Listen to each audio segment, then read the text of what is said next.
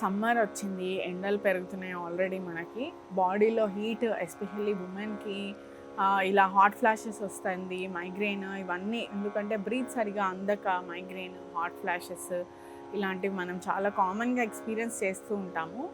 So అలాంటప్పుడు మనం ఎలా న్యాచురల్‌గా మన యోగా త్రూ కూల్ చేసుకోవచ్చు బాడీని. మనం కూలింగ్ ఎక్సర్సైజెస్ ఏంటి? ప్రాణాయామాలు ఉన్నాయా దానికి?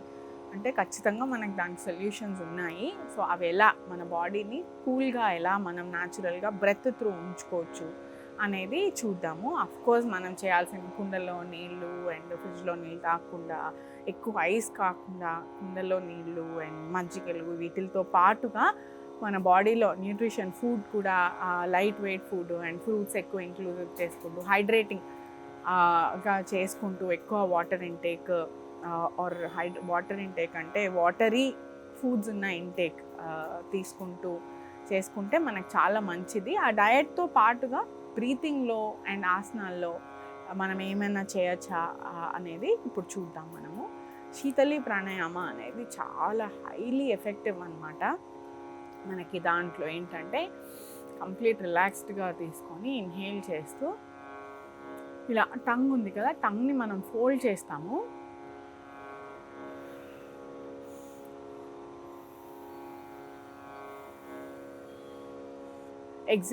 Exhale completely tongue through. అంటే మనం ఇన్హేల్ చేసి ఫర్ ఎగ్జాంపుల్ అని ఎలా అయితే నోట్తో రిలీజ్ చేస్తామో అలానే టంగ్ని ఫోల్డ్ చేసి మనం కనుక ఎగ్జలేషన్ దానిలోంచి పంపిస్తే మనకి ఇమీడియట్లీ బాడీ శాంతం, కూల్, అంటే నిజంగానే ఫ్రీజింగ్ కూల్నెస్ తెలుస్తుంది మన బాడీకి. ఇప్పుడు దాని కంటిన్యూస్ ప్రాక్టీస్ చూద్దాము.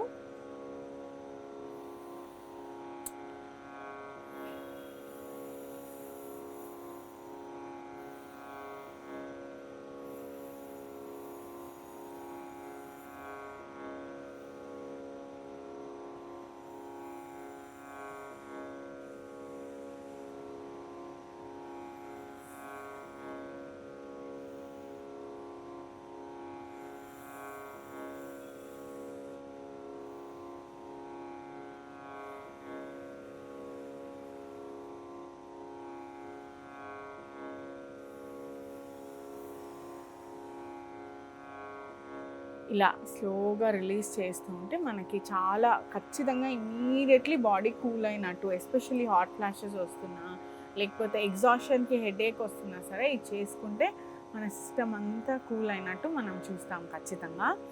అలానే ఇంకొక ప్రాణాయామ నాలుక త్రూనే, టంగ్ త్రూనే. ఇంకొకటి ఏంటంటే ఇన్హేల్ ఎగ్జైల్ కూడా టంగ్ త్రూ చేయొచ్చు. మనం ఇప్పుడు అది చూద్దాము. ఇలా టంగ్ని ఫోల్డ్ చేసుకొని లిప్ని ఓపెన్, స్లోగా చిన్నగా ఓపెనింగ్ పెట్టుకొని శ్వాస తీసుకోవడం, స్లోగా రిలీజ్. ఎక్కువగా ఉండి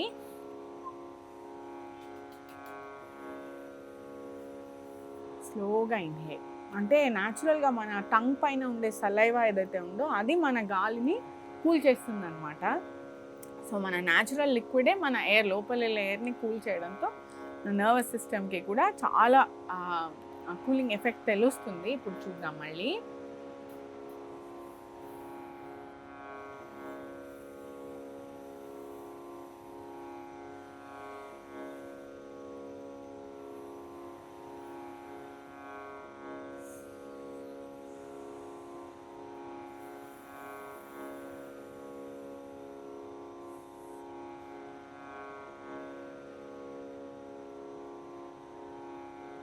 అది అయ్యాక ఒకసారి మళ్ళీ మన బ్రీత్ని, మన బాడీని అబ్జర్వ్ చేసుకుంటే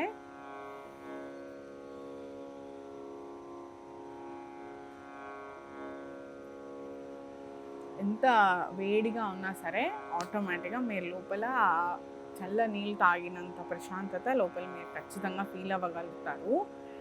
అలానే ఓన్లీ ఇన్హేల్ కూడా టంగ్తో చేసుకోవచ్చు. ఇప్పుడు మనం ఇదే వేరియేషన్ ఓన్లీ ఇన్హేల్ చేసుకొని నోస్తో ఎగ్జేల్ కూడా చేసుకోవచ్చు.